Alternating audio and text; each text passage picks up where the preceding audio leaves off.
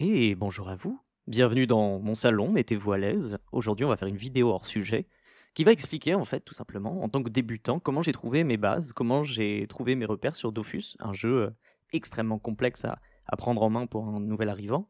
Et donc j'ai décidé de, en même temps, en profiter pour remercier les youtubeurs qui m'ont aidé, les créateurs de contenu qui en fait m'ont apporté énormément depuis que je joue.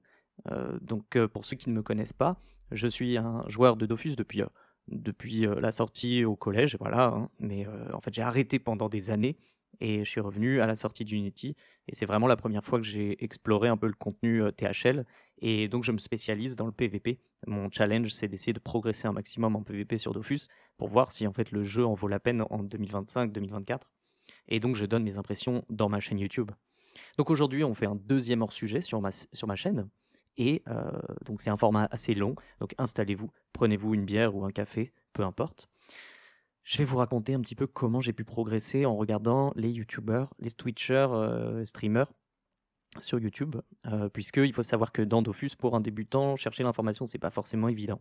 Donc moi, je vais vous dire comment j'ai été aiguillé, parce que la communauté Dofus, elle est quand même super, parce qu'il y a quand même beaucoup d'échanges. Il y a énormément de gens qui veulent parler de ce qu'ils font, qui veulent montrer leurs techniques, etc. C'est pour ça qu'on a beaucoup d'astuces Kama, qu'il y a beaucoup de tutoriels, beaucoup de guides. Et donc moi, je vais vous donner un petit peu mes guides au fur et à mesure de ma progression. Donc je vais commencer évidemment cette petite liste qui n'est pas forcément très longue par Daigo, un ancien youtubeur, puisqu'il ne poste plus. Je crois que ça fait peut-être 3 ans qu'il ne poste plus de vidéos. Je pense que tout le monde le connaît, hein, si vous m'écoutez actuellement sur YouTube, c'est que vous avez l'habitude d'écouter des vidéos sur Dofus. Donc Daigo, je pense que tout le monde le connaît. Il a fait des guides complets, des guides de A à Z sur comment XP et surtout comment bien démarrer le jeu de façon un minimum optimisée. Donc ces vidéos m'ont beaucoup aidé, notamment sur la forge magie. C'est des vidéos grand format. Moi, clairement, je préfère le long format au format short. Et il m'a permis vraiment de découvrir qu'en fait, Dofus, c'était bien plus que juste bâcher du mob. Et il m'a permis en fait de sortir de ma zone de confort et de me poser des questions sur est-ce que les quêtes valaient la peine d'être faites, tout simplement, puisque avant j'avais une approche beaucoup plus spam de mob, faire des donjons au maximum, je faisais le tour du monde et encore ça me saoulait un petit peu. Mais du coup avec son guide, ça m'a vraiment permis de redécouvrir que, il y avait autre chose à faire, que vous pouviez totalement faire des quêtes et allier ça avec, un contenu de bashing de mob et cetera. Donc à l'époque, j'avais téléchargé un Word qu'il avait rédigé entièrement avec une progression de A à Z et bah, en fait, c'est lui qui m'a permis, en fait, de rester accroché, depuis donc en 2014 pendant mes premières progressions sur le jeu et quand je suis revenu à Unity, j'ai quand même regardé ses anciennes vidéos parce que, elles m'aiguillaient vraiment sur, qu'est-ce que j'allais faire, et quelles allaient être mes étapes pour progresser dans le jeu et je pense qu'un débutant, ça fait du bien. Il va commencer à tâter un petit peu, à sa façon, mais il faut quand même un repère. Il faut des balises et je pense que le guide de Daigo, il est vraiment top là-dessus. Bien que je sais que beaucoup de créateurs de contenu ont fait leur propre guide. En tout cas, merci à Daigo si jamais tu m'écoutes, mais voilà, tu as été vraiment une grande aide et c'est, je pense, une des seules raisons pour laquelle, bah, j'étais encore sur Dofus, après m'être lassé, à force de faire du bashing de mobs. Ensuite, on a une étape un peu plus récente. On est avant la sortie de Unity. Moi, j'en avais entendu parler évidemment. Et puis, en tant que nouveau joueur, je me suis dit, vas-y, les nouveaux serveurs vont sortir, ça va être génial. Il y aura plus d'idoles. Je vais pouvoir vraiment jouer. Et je me suis posé la question de qu'est-ce que j'allais faire. Est-ce que je reprenais un cry? Est-ce que je continuais comme j'avais toujours joué et que je refaisais en boucle la même chose? Ou est-ce que je me mettais un peu en danger et que je tentais quelque chose de différent? Et jusqu'à une semaine, je pense, avant la sortie, je pensais faire un FECA, j'y connaissais rien. Je me suis dit, bon, c'est une classe polyvalente. Elle était un petit peu vendue comme une classe débutant sur Internet, etc. Et en fait, il y avait cette méta sur YouTube avec tout le monde qui disait, oui, voilà, la meilleure classe pour commencer Dofus Unity. Et grosso modo, ça tournait autour du CRA, du FECA, enfin des trucs vraiment basiques, Hyper Mage à la limite. Mais c'était pas convaincant, ça me tentait pas particulièrement. Et il y a FECA sur Twitter, X, qui a fait une vidéo qui s'appelait Le SRAM me fait bander. Et effectivement, j'ai regardé cette vidéo et il montrait les dégâts du SRAMTer avec quelques nouvelles panoplies et tout. Et il montrait que le SRAMTer en fait avait les animations parmi les plus rapides du jeu et que ça permettait de clean à une vitesse folle. Et il montrait dans sa vidéo du coup la vitesse à laquelle on peut aller en faisant des anomalies, du farm anomalie en solo. Et bah, en fait, c'est ça qui m'a vendu le SRAM, tout simplement. Donc c'est pour ça que j'ai commencé SRAMTER, c'est la vidéo de Feka et après j'ai suivi un peu son contenu, quand il était en train de monter pour atteindre le first, level 200 des serveurs pionniers. Donc voilà et puis je le suis encore un peu sur, Twitter donc merci à lui parce que vraiment sa vidéo m'a décoincé sur, les doutes à ce moment-là et surtout il avait dit des choses très vraies. Il avait mis le doigt sur le fait que sur YouTube et sur tous les contenus, les gens faisaient des tier lists qui n'avaient pas vraiment de sens. Où en gros ils disaient: «Oui alors cette classe c'est la meilleure pour ci, pour ça, gna gna», mais au final, ils montraient que les mêmes classes et donc ils avaient complètement oublié Ujinac, ils avaient oublié Osamoda, Seni. Enfin, en fait, il y avait 20 classes, mais avant la sortie d'Unity, pour les débutants, bah, il y avait genre 3 classes. Il y avait le Feka, le Kra, peut-être le Hypermage, vaguement le Steamer parce qu'il n'était pas conseillé, il était considéré comme une classe trop difficile. Mais voilà, c'était vraiment pas glorieux et surtout, on avait l'impression qu'il y avait que les mêmes classes et c'était pas tentant. Et il y avait même un moment où ça m'avait un peu saoulé. Et quand il a sorti sa vidéo, vraiment, je le remercie parce que il a pu montrer des trucs qui m'intéressaient et surtout qu'en fait, oui, il y a un potentiel de jouer n'importe quelle classe pour faire le contenu. Donc merci Feka.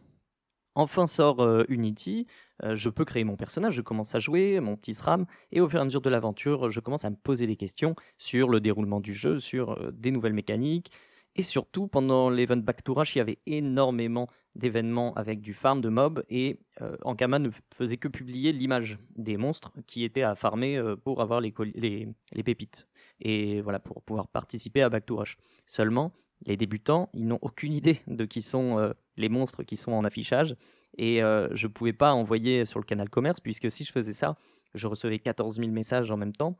Et ça m'intimidait d'utiliser le canal recrutement pour savoir quel était le monstre à farmer pour cette phase de l'événement Back to Rush. Et de faire ça 4 fois par jour, ça m'intimidait un peu. Donc j'osais pas le faire. Et je suis donc allé sur Twitch et j'ai regardé Humility, qui est donc, je pense, le plus gros créateur de contenu de Twitch. Après, voilà, je ne sais pas s'il y a des débats ou quoi. Mais du coup, Humility, je suis allé sur ses streams et il m'a vraiment, vraiment aidé. Je lui ai posé pas mal de questions en stream. Et franchement, il m'a répondu quasiment à chaque fois. Et je me suis rendu compte que pendant tous ces streams, en fait, ce qu'ils faisaient pendant Back to Rush, déjà, il était tout le temps là. En même temps, normal, hein, c'était vraiment leur période. Euh, il passait son temps à répéter les mêmes réponses aux mêmes questions et franchement, il lâchait rien, hein. Donc je le regardais pas mal. En général, quand je jouais, j'avais son stream qui tournait à côté. Il faisait des scores de ouf et il avait énormément de gens qui ont fait comme moi, qui sont allés lui poser directement les questions. Mais du coup, ça tournait vraiment en boucle, hein. C'était genre, je venais avec une question sur quel est le comportement de tel truc, où est-ce que je peux farm pour tel truc ou machin. Et bon, moi, mes questions étaient au moins un peu pertinentes. Et je faisais un peu de recherche quand, enfin voilà, c'était mon dernier ressort. Si je trouvais pas sur internet, j'avais la carte Humility et au moins il me répondait directement. Et puis moi, ce qui m'a vraiment scié, c'est qu'il répondait quasiment à chaque fois. Et alors qu'il avait une grosse audience, il avait plusieurs milliers de personnes et des centaines de questions et il répétait quasiment sans cesse. Donc voilà, merci Humility parce que tu m'as sorti de pas mal de trucs. Je me souviens, il y avait une question avec Bolgrot, il y avait, et pareil, quels étaient les monstres en question, et il y avait eu des questions sur les méta et sur où est-ce que je pourrais farm en étant terre au corps à corps, et voilà, ce genre de choses de vraiment débutant. Et il a répondu à pas mal de mes questions. Donc merci beaucoup Humility, t'es un boss.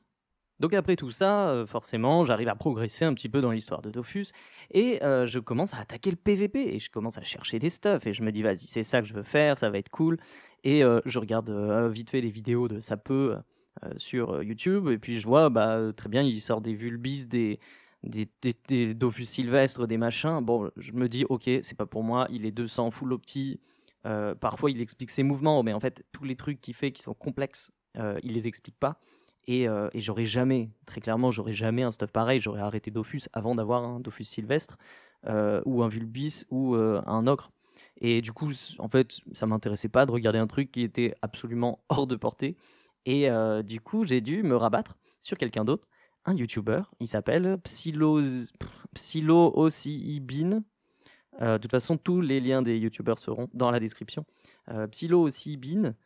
Bon, nom un peu chelou, mais voilà, du coup, c'est un joueur de SRAMTER qui fait un descriptif de ses combats en Coliseum. Franchement, il m'a expliqué, du coup, je pense parfois même sans faire vraiment gaffe, hein, il expliquait tellement ses mouvements Il m'a expliqué comment se comporter avec l'invisibilité, comment, placer, des pièges. Est-ce qu'il faut faire un petit réseau? Est-ce qu'il faut, préparer, est-ce qu'il faut charger le comploteur? Est-ce qu'il faut jouer au double? Est-ce qu'il voilà, toutes ces petites questions que j'avais et ben, en fait, je trouvais des réponses en 1 à 2 vidéos, de colis.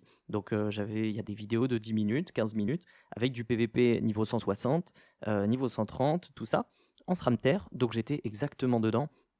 C'était vraiment top, donc je le regardais pendant que je faisais mes propres colis, parce que ça m'a appris énormément, et c'est ça qui m'a vraiment motivé à continuer de jouer, SRAM Terre, et c'est pour ça que j'en remonte un actuellement parce qu'en fait j'aimais beaucoup et voilà, donc lui c'était un super exemple et c'est le genre de contenu que j'aimerais bien voir pour absolument toutes les classes. Je trouve que ça manque, c'est-à-dire du PVP, pas forcément full opti. Le PVP full opti, si vous êtes en train de regarder quelqu'un avec, 16 PA, 7 PM au début du tour, voilà, vous allez un peu capoter, vous allez vous dire: «Ouais, c'est bon, je sais même pas comment il a autant de PA». Si vous êtes débutant, ça sert à rien de regarder quelqu'un d'opti, vous aurez jamais ce niveau de stuff, à moins que, vous en soyez à jouer depuis 5 ans. Donc merci à Psilocybin, c'était vraiment cool, tes vidéos sur, le détail de tout ce que tu faisais en combat parce qu'au moment où tu expliquais vraiment, «Ah, je vais avoir besoin d'un PM, donc je vais faire ça» ou alors, «Je vais placer le scélérat pour qu'il soit proc par le comploteur et moi je vais me casser en faisant ça, tac, tac, tac». Vraiment le niveau de détail dans les vidéos, ça m'a vraiment permis de m'accrocher au SRAM-Terre. Donc je te remercie pour ça et surtout pour le fait de ne pas avoir fait que des vidéos, niveau 200. Merci à toi. Et pour finir, cette liste, j'ai quand même une mention honorable, à quelqu'un que je ne pouvais pas ne pas nommer, puisque je pense que c'est le plus gros créateur de contenu sur YouTube. Après je ne suis pas sûr des chiffres, hein, mais je pense que c'est Uzune puisque, il a vraiment un storytelling, il a vraiment créé une communauté où il partage un petit peu sa vie, un petit peu son activité sur Dofus. Il a une certaine polyvalence dans son contenu. Son humour est pas particulièrement ma came, mais je vois bien ce qu'il apporte, à la communauté de Dofus et c'est bien parce que ça permet de voir que les joueurs Dofus déjà sont présents. Les scores qu'il fait, sur ses vidéos et en faisant toujours de la diversité de contenu, même s'il fait beaucoup de forge magie et tout ça, ça montre, quand même que les gens, aiment bien, ce côté un peu parasocial, ce côté un peu, bah, pas du fan service, mais on va dire, les gens aiment bien suivre les histoires qu'il raconte, peu importe que ce soit sa maison ou ce qu'il fait en jeu. Je trouve ça intéressant, j'aime bien ce qu'il fait, et voilà, je trouve que ça, c'est nécessaire pour la vie d'une communauté et je pense que Uzune, c'est quand même un élément moteur, de la communauté.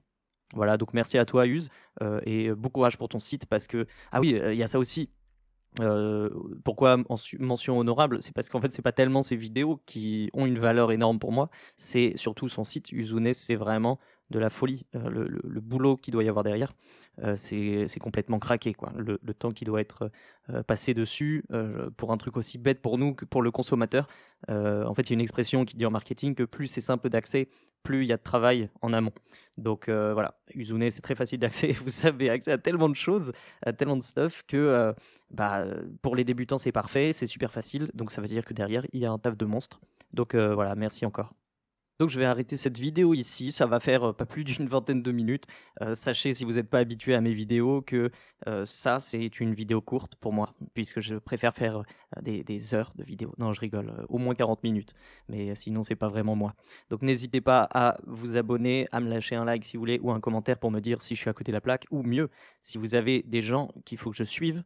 Je sais qu'il y en a d'autres dont j'ai pas forcément mentionné les noms, je regarde un petit peu tout, mais forcément, bah, on n'a pas le temps de tout regarder. Et voilà, donc n'hésitez pas à me donner des nouvelles de vous-même et puis on se voit pour la prochaine vidéo. À plus tout le monde!